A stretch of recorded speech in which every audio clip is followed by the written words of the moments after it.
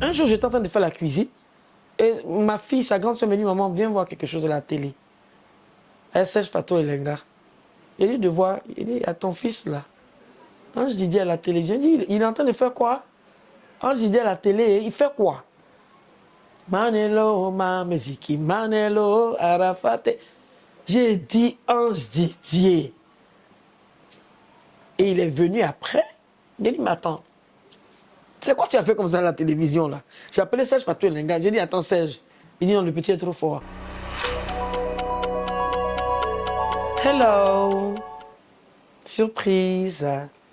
C'est Madame Lokbo Valentine, pseudonyme Tina Spencer, Lady Glams aujourd'hui, Lady Glamour, celle qui change en fonction des années, en fonction des situations, son pseudonyme. Femme à plusieurs facettes, artiste, chanteuse et actrice. Pourquoi Madame Lokbo? Parce que j'ai été mariée à Feu Won Pierre. Je m'appelais Madame Won, vu qu'il ne vit plus. Voilà. Aujourd'hui, je m'appelle Lokbo Valentine. Madame Lokbo Valentine. Voilà. Artiste ivoirienne, pour ceux qui sont à l'Hexagone, et la mère de DJ Arafat, Won Ange Didier, la mère de Carla Marguerite et la mère de Marie-Emmanuelle. Mère de 3 enfants. Pas plus, pas moins. Et fière de l'être. Mais je préfère accentuer, préciser que Feu DJ Arafat est le seul garçon que j'ai eu parmi mes enfants. Il a une grande sœur qui est Won Marie-Emmanuelle.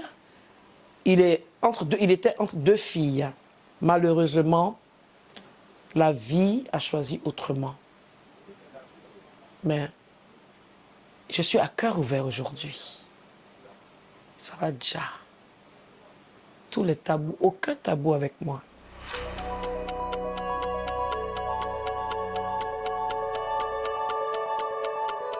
Je ne peux pas dire que je suis au beau fixe, vu la tragédie que j'ai vécue, avec la perte de mon fils, ensuite ma fille.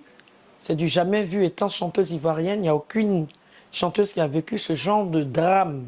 J'ai 50 ans passés et je perds mon seul garçon, celui qui doit m'enterrer, puis c'est moi qui l'enterre. Attends, il y a problème. J'accuse personne, mais par ricochet, ce mystère-là, c'est Dieu seul qui sait. Quand vous dites il est venu en songe, Oui, il est venu, je l'ai vu en songe il y a 2 semaines. comment est-ce que vous pouvez décrire ça? Est-ce que vous pensez que c'est quelqu'un qui, du fait qu'on parle toujours de lui, n'arrive pas à se reposer? Comment est-ce que vous décrivez? Non, il se repose parce que moi, sa mère, je passe tout mon temps à prier. Un enfant est relié par le cordon ombilical de sa mère. Moi, mon fils n'est pas la poupée ou la marionnette de qui que ce soit. Même pas pour un membre de ma famille. Mon fils, mes 2 filles m'appartiennent. Point barre. Et la continuité sont mes petits-enfants. Il n'y a personne qui peut s'autoproclamer de connaître mon enfant. Il y a les connaissances de parcours.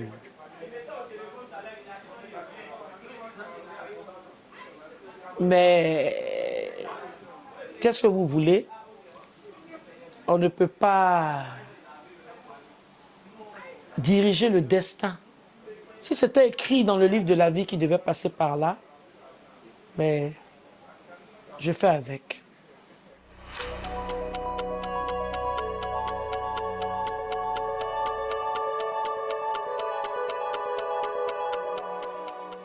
Mais je n'arrive pas à supporter justement.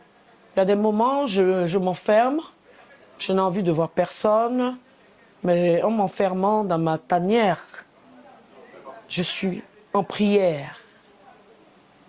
Je suis en prière.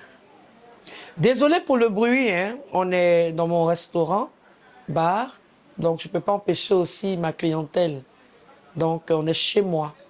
Et j'ai créé le Désaltéro ici c'est mon bureau, pour faire mes interviews. Donc on va le faire à notre manière.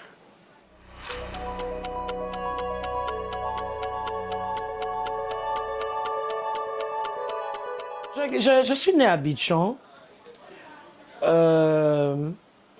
Et mon père, quand je suis né, mon père, il était en Europe. Il était à l'ambassade à Londres. Et étant à Londres, on l'a muté à New York en tant qu'agent d'État. Et il m'a laissé avec ma maman. Et il est venu me chercher. Je suis partie aux États-Unis à l'âge d'1 an et demi. Et j'ai vécu là-bas, j'ai fait mon cycle primaire, j'ai fait mon collège là-bas. J'étais dans une grande école qui était le lycée français de New York, qui était dans un des quartiers les plus huppés, parce que tous ceux qui étaient en ambassade devaient emmener leurs enfants là-bas. J'ai même fréquenté avec le fils de Ferdinand Oyono, l'écrivain.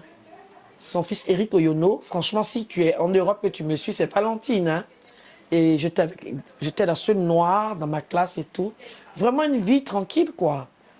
Voilà, d'enfant de diplomate et tout. Et puis bon, voilà. Mon père voulait qu'on rentre en Côte d'Ivoire. Personne n'a été rapatrié. Mon père a dit, bon, écoutez, vous allez venir connaître Abidjan. Et puis bon, voilà, il était un peu fatigué. Faire 17 ans, plus de 15 ans aux États-Unis. Attends, après ça devient lassant. Donc, je n'ai jamais été rapatrié. On ne peut pas me rapatrier puisque ma famille même était là-bas. Je dépendais de ma mère, de mon père. Voilà, et mes frères et sœurs sont nés là-bas. Voilà.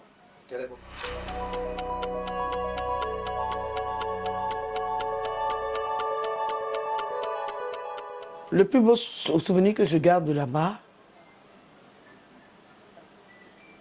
c'est mon éducation, la ville, et ça m'a permis d'être émancipée. J'ai connu mon pays, la Côte d'Ivoire, l'Afrique, à l'âge de 17 ans. 16 ans et demi, 17 ans. La première fois que j'ai mis mes pieds en Afrique, voilà, attends, à 2 ans, 1 an, tu parles même pas, tu gazouilles. Donc je reviens, j'étais une jeune adolescente, toute belle, toute chic et tout. Et petit à petit, je me suis adaptée à mon pays. L'Amérique, c'est mon pays d'adoption et ma terre natale, c'est la Côte d'Ivoire. Mais je regrette vraiment d'être rentrée. Parce que la mentalité n'est pas bonne ici. Les gens se mêlent de ce qui ne leur regarde pas. Les gens racontent du n'importe quoi. Les gens racontent du n'importe quoi sur la vie des gens. Mais moi, je suis open-minded.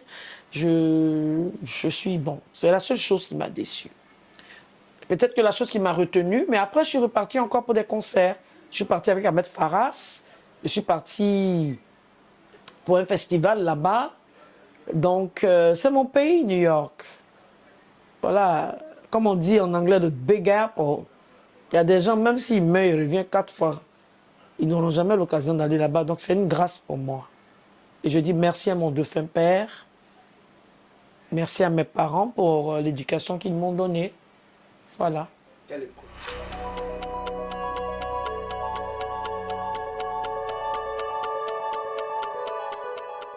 Je ne voulais pas, parce que j'avais toute ma vie là-bas. J'avais mes amis et tout. Donc je ne voulais pas. Et puis quand je suis arrivé, je n'ai pas trop aimé le feeling de l'Afrique et tout. C'est comme quelqu'un qui naît en France, il vient ici, il est dépaysé, comme mes petits-enfants. C'est quand tu viens, parce qu'on ne venait pas en vacances. On est venu un coup comme ça, bah. On ne venait pas en vacances. Les vacances se passaient, soit on va en Floride, soit on va à Washington. On n'est jamais venu comme ça. Donc quand on est rentré, c'était la première fois. Bon, la mentalité, les gens à l'époque, ils aimaient... Je parlais pratiquement même pas... Je parlais pas très bien le français et tout. Mais bon, écoute, on s'est inséré. Mais ma mentalité, mon feeling, c'est là-bas.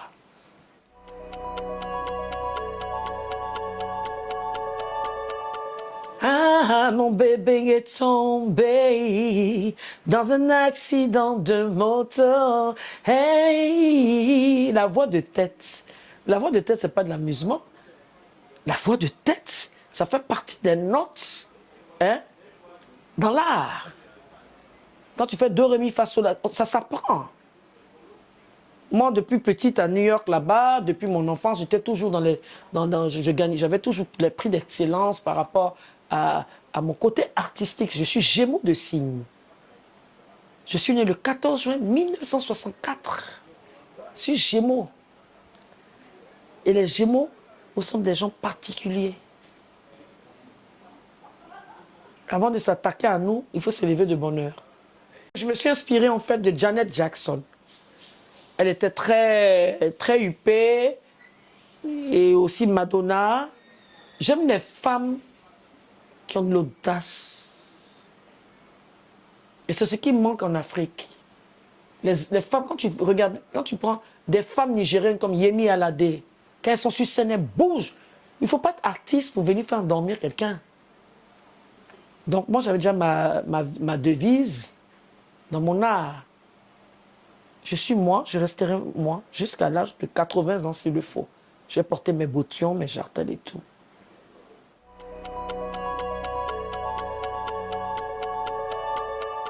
Ben, mon fils, il est né à Cocody. J'étais mariée avec M. Fémon-Pierre. Et il est né avec une grande sœur, mon mari Emmanuel, son aîné. Ce jour-là, son papa avait une séance en studio. Et mon fils, il est né entre le jour. Il est né la nuit du 26. Il est né à 23h55, c'est-à-dire 5 minutes. Si je n'accouchais pas, on allait rentrer dans le 27. C'est toute la journée du 26 là. Je me sentais un peu fatiguée, tout. Et à 22h, son papa avait une séance au JBZ Studio, puisqu'il était le premier ingénieur de son. Et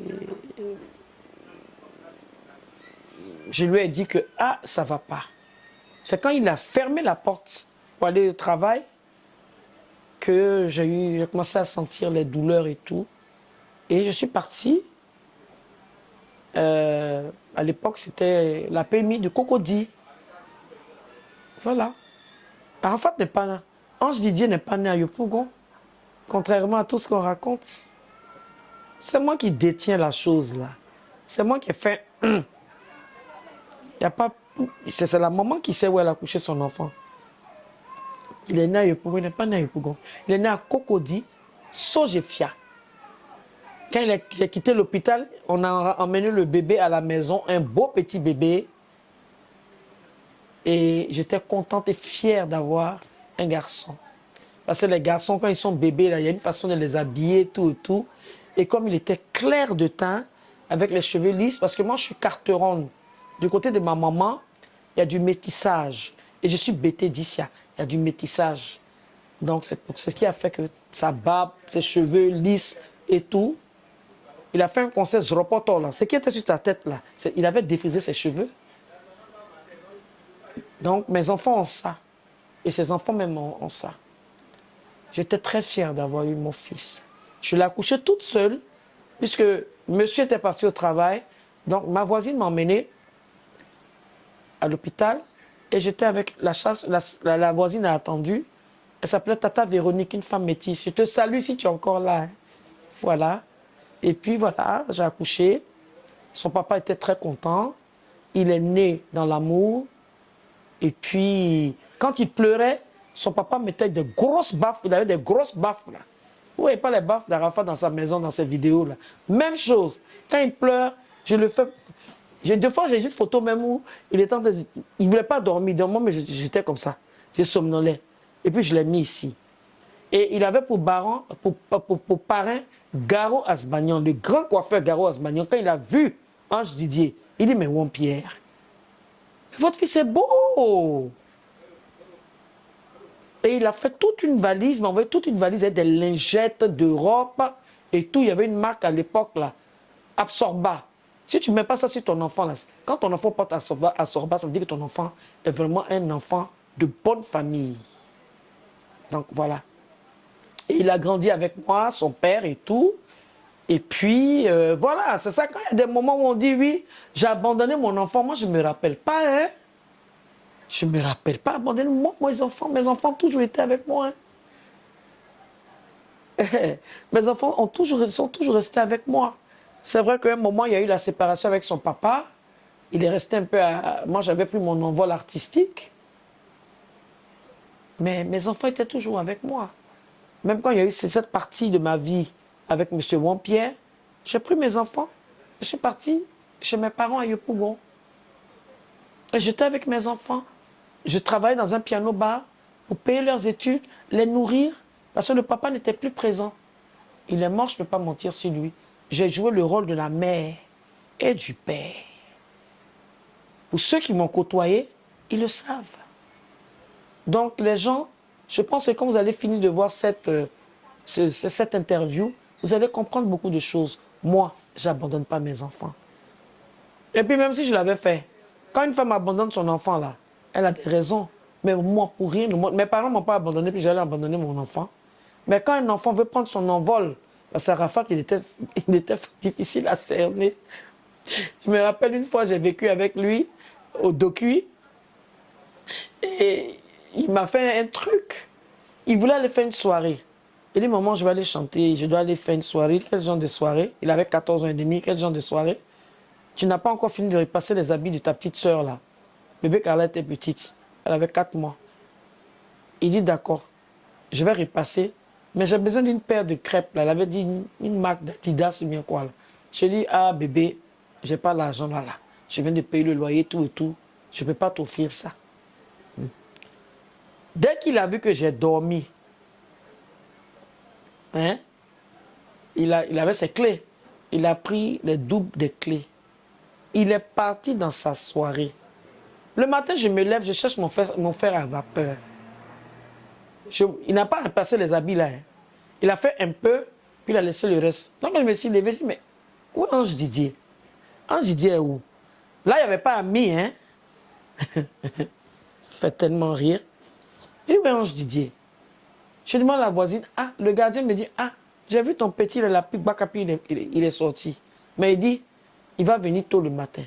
Déjà, quand il est venu, il avait tellement peur de taper à la porte.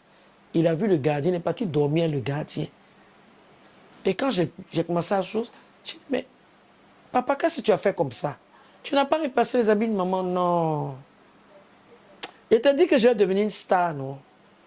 J'ai fait ma soirée là. Ah non. Quand j'ai pris le micro comme ça là. Il dit, mais Ange Didier, où est le fer à vapeur? Il dit, maman, j'ai vendu ton fer à vapeur. Je vais acheter ma paire de crêpes. Mais attention. Quand je vais être une star là, je vais t'acheter 1000 fers à vapeur. Je ne peux jamais oublier ça. Et il me l'a rendu bien. Je lui dis, il ne faut plus faire ça. Il dit, j'ai compris. Parce qu'il ne mentait pas et il ne volait pas. Et je crois que avant que je dorme, je lui avais donné son argent de poche. Il aimait Aloko, pain avec Aloko. Et puis œuf. Il adorait ça. Il aimait ma sauce djunglé noire. Lui et moi, c'est-à-dire que je lui ai accouché un garçon qui avait beaucoup de sa mère. Il le disait même de son vivant. J'ai pris un peu de maman, j'ai pris un peu de papa. Donc, on était assez complices, mais à un moment donné, on vu qu'il y avait la séparation avec le papa. Il restait à Cocody à Blocos. Il était maltraité par sa marate. On le battait tout et tout. Moi, écoute, pour me nourrir, il fallait, j'étais star, Tina Spencer. Il fallait que j'aille faire mes contrats et tout. Ça ne veut pas dire abandonner un enfant. Quand je voyage, mes enfants ont toujours vécu. Quand je suis au Ramblin, ils sont au Ramblin. Quand j'ai eu l'aisance, ils étaient avec moi à Marcory au Ramblin. Et une fois, il avait fait une bêtise. Quand j'étais avec M. Keke Kassiri, et plus tard, il aime les vélos. Et il voulait une marque de vélo. Là, j'ai dit, bon, attends, après. Donc, quand il te voit, il te bloque ton vélo. Bon, il y avait un truc là, pardon, laisse-moi conduire un peu ton vélo. Et puis après, il te donnait. Et après, ça devenait des problèmes avec les voisins. Ah, mais la manière, j'ai cogné mon fils. Je l'ai tabassé. Je dis, tu ne demandes. Quand tu n'as pas quelque chose, tu ne prends pas avec la force. Tu travailles pour avoir ce que tu veux. Et bastonner mon fils d'une manière ce jour-là. Est-ce qu'il me dit, maman, tu ne m'aimes pas. Il dit, c'est parce que je t'aime que je te frappe comme ça, pour ne pas que demain, tu demandes quoi que ce soit à qui que ce soit. Et je vous jure que depuis ce jour-là, il est resté rec. Et il s'est donné à fond dans sa musique. Puisque le papa le battait, la marate, c'est-à-dire la femme de son papa le maltraitait avec sa grande sœur. Parce que quand les gens parlent, ils ne parlent pas de sa grande sœur. Ils ont vécu ensemble. Et ils ont subi les mêmes choses. Mais dès que je suis revenu de ma tournée, j'ai récupéré mes enfants. J'ai récupéré mes enfants. Et c'est cette rage-là qui l'a rendu fort, qui l'a rendu... Il s'est tissé sa carapace.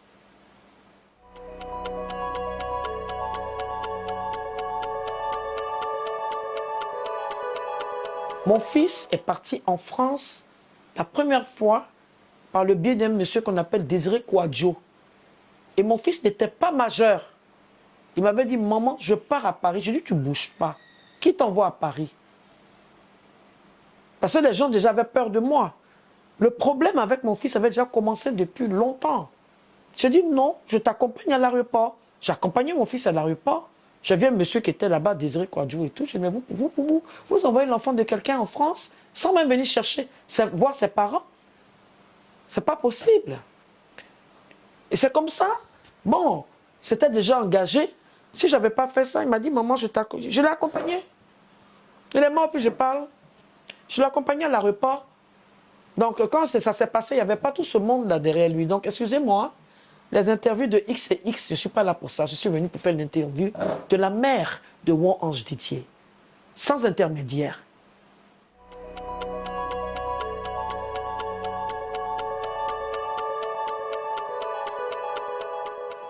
Mais M. Won-Pierre, je l'ai rencontré au cours d'une soirée, dans une boîte de nuit à l'époque qui s'appelait le Majunga. J'avais des amis artistes et j'étais invité. De ce jour-là, il y avait la soirée. Il y avait une amie à moi qui connaissait des artistes. Puisque je venais des États-Unis, je ne connaissais pas Abidjan. Je me suis habillé en toute blanc. Je devais faire un playback parce que je voulais ce truc-là. Donc j'ai chanté, j'ai fait une chanson, j'ai interprété une chanson américaine et tout, sapé, toute belle et tout. Et lui, il était le DJ. Quand il m'a vu, il est venu me trouver et dit, toi, tu seras ma femme. Et je lui ai dit, what are you talking about? On dit, ah, Wampi, la femme, là, elle vient des States, hein. Il y avait un Scoffice le jour là. C'est après, j'ai su qu'ils étaient. Il y avait Antoinette Conan. Bon, il y a des artistes que je ne connaissais pas trop, mais après, dans la boîte à Trècheville au Majunga. Il était un très, très bel homme. Et quand il a dit ça, je lui ai dit, moi, j'habite avec mes parents. Je suis des cours. Mes parents ne vont jamais accepter parce que j'ai peur de mon papa. On a fait à peu près 9 ans.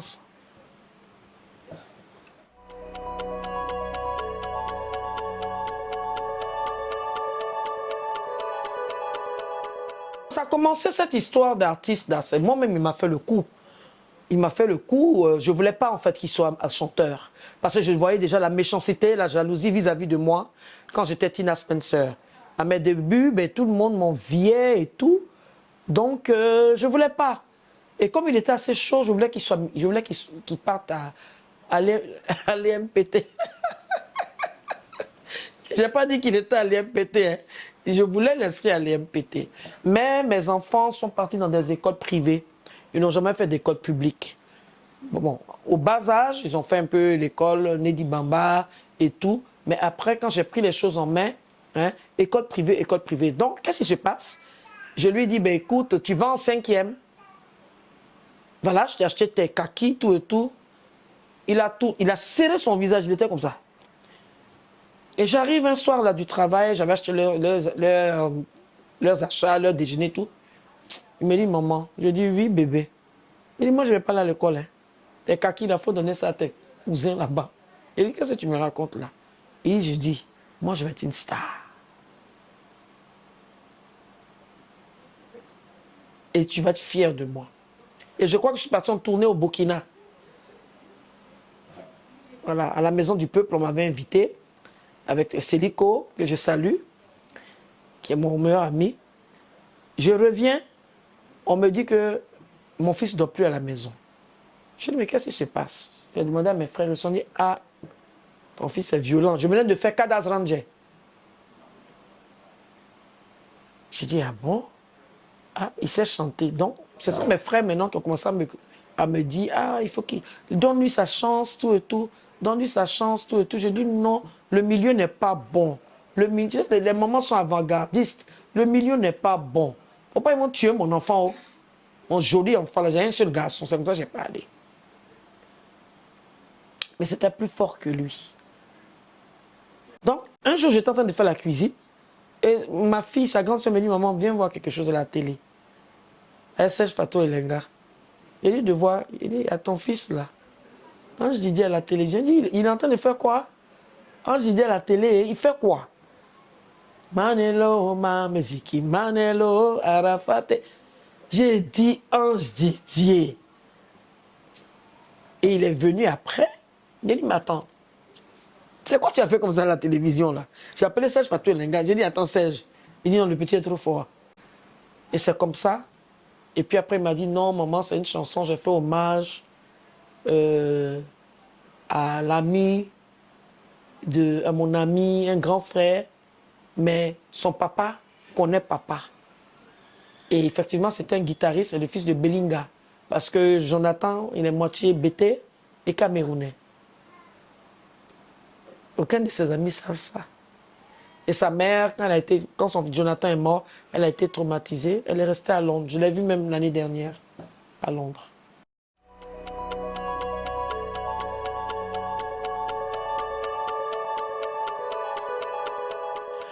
Arafat ne s'est jamais retrouvé à 13 ans à la rue, c'est pas possible. Il n'était jamais à la rue. Peut-être c'était au moment où son père le battait, de temps en temps, hein, parce qu'il le battait et il le chassait. Moi, je ne peux pas être à Abidjan puis mon enfant. C'est ce que j'étais en train de dire. En tout cas, tout le temps que moi, j'étais avec mon enfant, il n'y a pas eu ce problème-là. À 13 ans, à la rue. C'est ce que je suis en train de dire. Peut-être c'est au moment où il voulait prendre son envol pour être artiste. Et il était tout petit parmi... C'est ce que je dis. Quand il est passé à la télé pour chanter Jonathan, les gens commençaient et puis il animait dans une boîte de nuit au Shanghai. Que je n'ai pas approuvé. Un jour, mais j'étais obligé d'aller au Shanghai parce qu'il était trop jeune. Il était têtu. Il était taciturne. Il est du 26 janvier, il est du signe Verseau. C'est comme moi, je suis Gémeaux. C'est des signes d'air. Il avait la musique dans ça. Il est le neveu de Do Albert. Il est le neveu de Taou André. Et il est bêté d'ici de par sa mère. Chez nous, il y a le Tourou. Je suis la cousine de Tikaël Yadé. Je suis la cousine de Batlimi Nabo. Je suis la cousine de Jimmy Danger. Je suis la cousine de plein de gens.